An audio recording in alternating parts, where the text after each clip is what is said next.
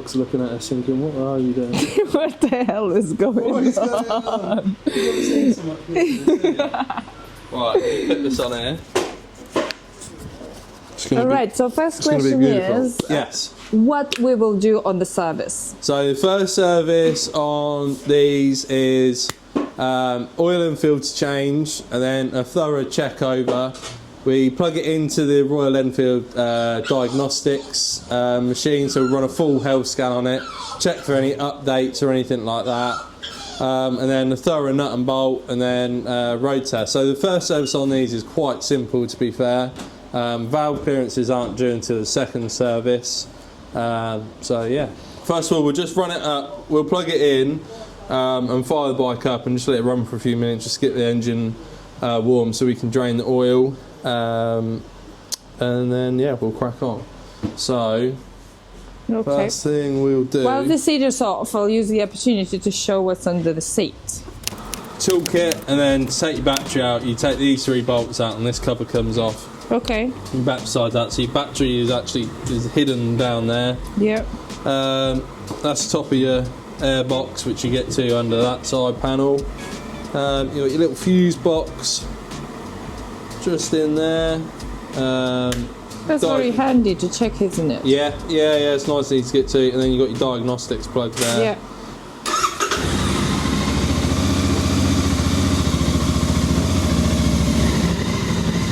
We're not plugging that computer in. Yeah, so this is the diagnostics machine. How many miles it did? 300? This is on 308.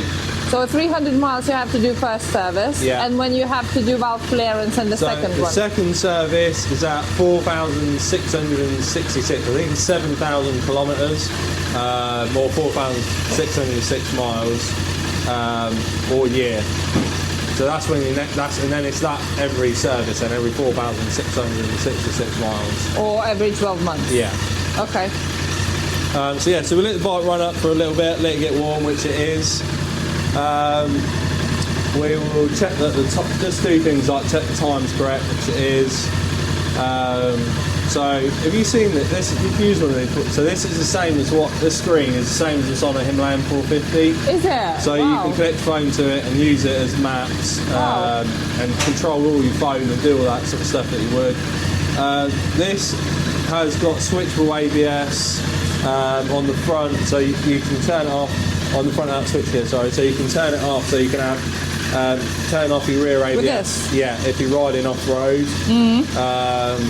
But other than that, there's no riding modes. I think that's the only thing. So just switch that on. So you only can switch ABS and that's it. That's it. Yeah. Yeah, it's not like, because the Himalayan, they've got like ride-by-wire and stuff, so you can adjust the map on the engine. But on these, yeah, it's just a switchable ABS. It's simple. Yeah. So yeah, so now we'll run it up for a little while. We'll turn it off. We'll drain the oil, and then change the oil and filter, and then we'll crack on with the rest of the service. Okay. And the question is, how much is the first service? First service is about £130-ish plus that. That's with oils, with filters, everything. And then your second service is basically the same as first service, but you've got your valve clearances, so you're looking at another sort of £70-ish. Really? Yeah. The only, it's not that big a difference, isn't it? Not like £600. No. They're quite easy to service, so you're not got. It's not like a sports bike something where you've got loads of fairing panels, so you're paying in someone's labour to take that off. Everything's quite accessible. To do the valve clearances, you take the fuel tank off, which takes 5-10 minutes, and they're lock nut and adjuster to adjust your valves and stuff, so you haven't got like shim and buckets, so you've got to take stuff out and measure it. Yeah, so they're pretty easy to do the servicing on them. That's good. We have to do it sometime. Yes, yeah. Maybe when it's due the next service, you come back and you can do it. Yep. Yeah, right. So, I'll get a drain. Now everyone as a community, can you come and test drive the Bear at Cooper Motorcycles so I can do valve clearance? Right, I'll let you can start undoing that. So the drain bung is that one there. That's already on undo, so I'll let you take that out, and I will go and get a oil filter.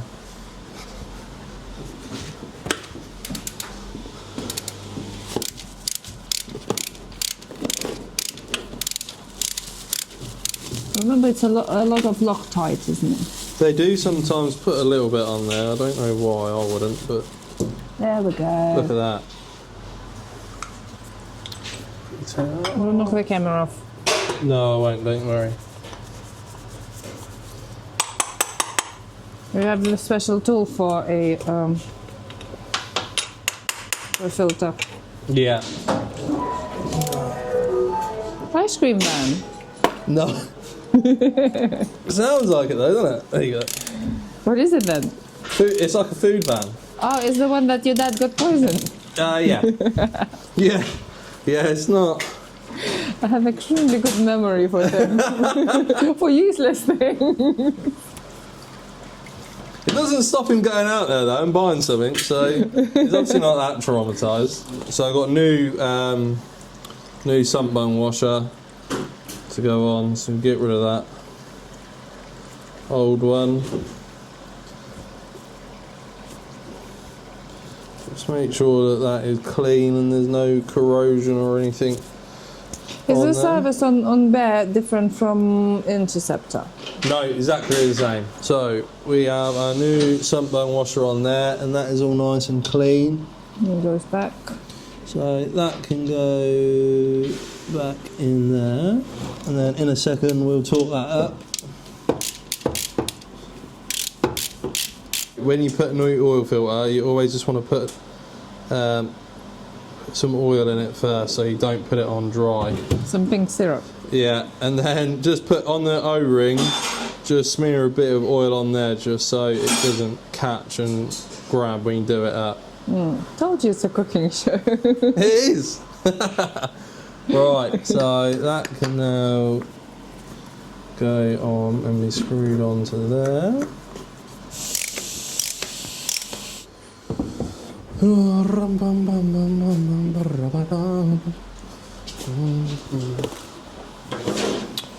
Right, so just quickly wipe up any excess oil from there, and then we'll just grab our torque wrench. So these have 1050 fully synthetic oil in these, so same oil as what goes in all the other 650s, and they usually take about 3 litres. So now we have to run the bike. Yeah. The oil gets into all the system. Check again the levels and top up. Yeah. So diagnostics done. Oil and filter done. And what's next? Nut and bolt check? Then we'll give a bike a good check over, so we'll check all the levers, well, start at the top end, check all the levers, check all the handlebars, make sure all the free plays set on the clutch and the throttle, and then we'll check the front ends, we'll check the wheel, tyres, brakes, and then we'll check the rear end, and then yeah, we'll have a quick check over, make sure everything's all okay.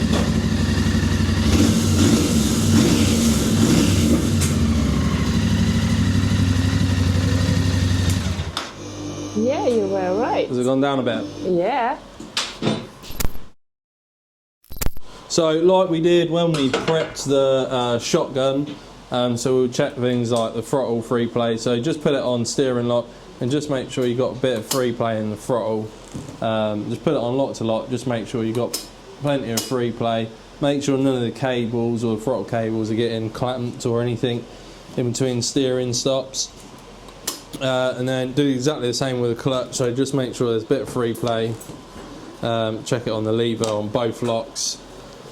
What a lot of people do, I think we said it before, but with the clutch and stuff, some people hate having any free play and they'll take everything they can out of the lever, but then what happens is you get things like your clutch starts dragging because you've got there's no sort of free movement in it, so when you're moving the handlebars on lock to lock or whatever, that then starts pulling on the clutch cable, which is then starts engaging your clutch and unnecessary wear on your clutch and stuff. So you always want to make sure you've got a bit of free play. And then again, I'm a bit anal, so I like to make sure that the little slot at the bottom is at the bottom and not at the front, so all road crap and stuff don't come up. So make sure that is down. Make sure that this lock nut is done up against there, so that can't come loose. So they're both fine. So when we PDI'd this, we would have taken the pivot bolts and stuff out. So I know they're all greased because we prepped the bike literally 3 or 4 days ago. So we'll just, what I generally do is just spray a bit of oil just on these front parts that pivot, just to make sure everything's nice. And when you're doing that as well, you're looking at the lever. Make sure the nut is still on the bottom, and the nut, you don't really get it on new bikes, but especially when you're servicing older bikes, people have messed about with them, selling stuff. Just make sure that the lock nut on the bottom for the pivot bolt is there. I always as well, just in things like the ignition barrel, just squirt a little bit of just squirt a little bit of oil in there, just to make sure that that's all lubed up. Do it like on the filler cap and stuff. It's not so bad on so something like this, our demo bike. This bike will probably live inside and it will be washed and maintained regularly. But when you got bikes that live outside, people use them to commute through all weathers and stuff. When you get water and everything in your ignition, corrodes all the barrel and everything. So it's just nice to keep everything lubed up. Check things like what we said on the other PDI. Make sure your steering locks are working. When we've got the bike on, always just have a quick look. Check all your lights are working, all your indicators. Check your front brake light works. Same with your back. Have a quick look to make sure your number plate light's working. Now we've got the bike on the stand, we just have a quick look at the front wheel. So just spin the front wheel. First we'll make sure that the tyre is seated correctly on the wheel rim, and then we just check the tyre, make sure there's no nails or anything nasty in there. Then move on, check the disc. So you want to check both sides of the disc. Just have a look, make sure all the bolts are there and that you can't see any damage on them. Check the ABS ring, check on the wheel rim, make sure that none of the where the nipples come through, check none of that is split or cracked. And then you just want to quickly just go around and just check that all the spokes are all just nipped up. Do you want to do that? Do you want to check? It's an exciting thing to do. It is. Everything is a job, isn't it? It is. And it's hands-on on the motorcycle. I mean, in winter we're not riding that much, so it's nice to do stuff on the motorcycle. Yeah, and it's when you're doing that, you're looking all over your bike and checking it, and you're noticing. And you know your bike, then you know everything. Yeah, exactly. It's even like when you're cleaning your bike and stuff, you don't really realise, but when you're cleaning your bike, you're actually giving your bike a sort of a bit of a look over and an inspection as you're doing it. So you're noticing things that, if you haven't washed it, you wouldn't have noticed. So when you wash your bike, you might notice that you've got a nail in the tyre or something silly missing. With this, we prepped it literally, like I say, a couple of days ago. So when we done the PDI, we would have had the brake calipers off. We would have greased up all the pistons and all the pivot points and stuff, and put a bit of copper slip on the back of the pads and on the brake pad pin. So I'm not going to take all that off because I know we've already done that. So if you haven't done the PDI, but it was done somewhere else, and customer will bring the bike, would you check? Yeah. If a customer bought a bike in from somewhere else, like you say, we would take the front brake caliper off. We would take pads out, pump the pistons out a little bit, make sure they're all clean, grease them up. And all your pivot points, so where it goes onto the caliper carrier, we'd make sure that's all greased up. So on the top of a service, you would do what you normally do on PDI, which is in another video. Yeah. Okay, I'll pop the link of a video somewhere. Yeah. Somewhere here. Just because when stuff comes out of the factory, 90% of the time, with all brands, things like calipers and stuff are dry, so we just take them out. Takes 20 minutes, but it makes so much difference, and it just feels nicer when you ride the bike as well.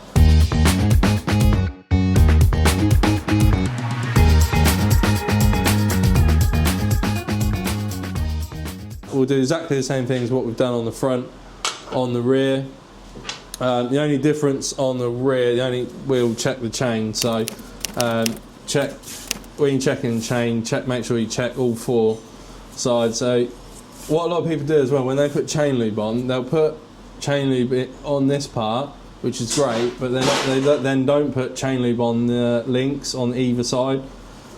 What happens if you don't do that? It then starts to go rusty, and the rust goes through these pivot bolts, and then it starts to seize on the inside. So when you maintain your bike, washing them, putting chain lube on, make sure you're putting chain lube on here, but also on both sides, so the front of the plate and on the back side as well, just so you're making sure everything's kept clean. So when we're checking chain, first thing we look for on the side plates is making sure that there's no splits or cracks or anything like that. On bikes where they've had like a replacement chain, you can usually see where they've had a new link installed. So when you got that, you just check the link, make sure it's not split or anything like that. So yeah, and then the centre of the chain, you're making sure everything's all there, making sure none of these rollers on the inside are cracked or damaged, make sure none of the rubbers are hanging out. And just make sure it's all in good condition, really. So I do exactly the same thing as the front, check the disc, check the wheel rim, check tyre, make sure it's all seated correctly, there's no damage on it or anything like that. Make sure all the spokes are all seated properly in the hub, and then on the rim as well, make sure they're all in, not sat nice, coming out at the correct angle, there's no damage or anything like that. Same thing with the caliper on the back. We've already stripped this and cleaned it, so you should have a quick visual inspection and make sure everything's all okay. And then we'll get our spoke key and check all the spokes on the rear.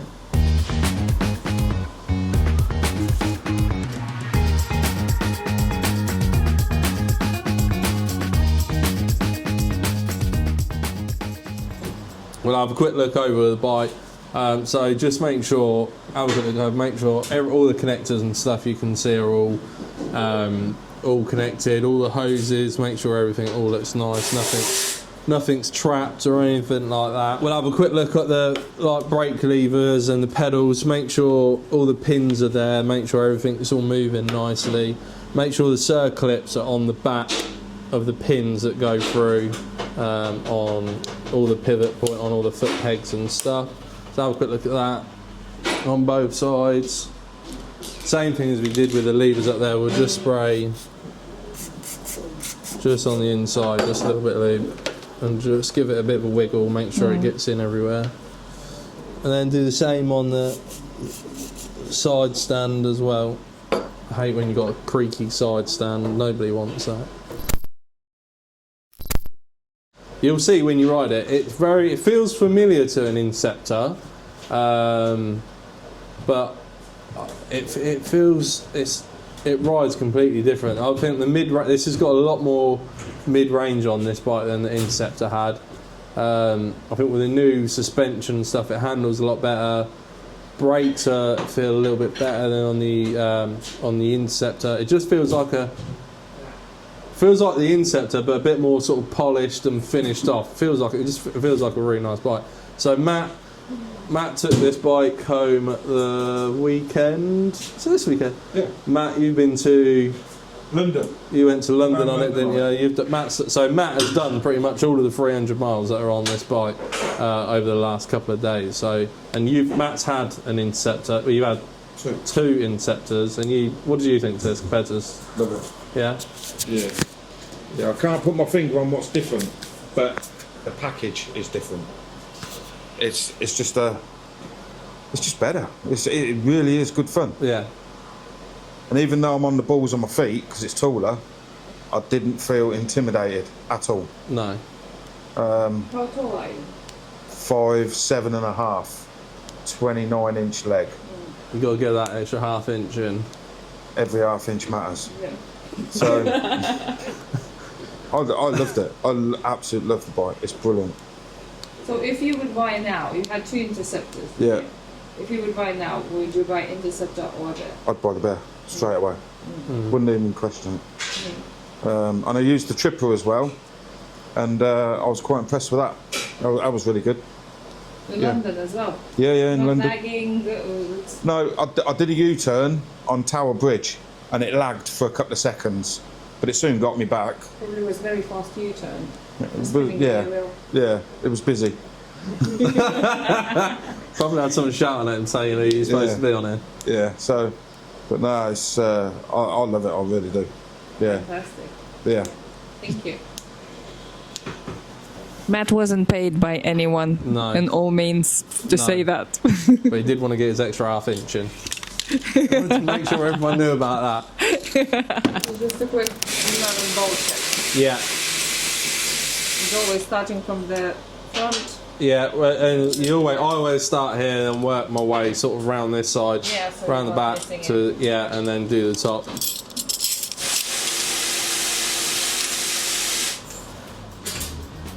Even in her sleep, she can still clear her room. Ugh.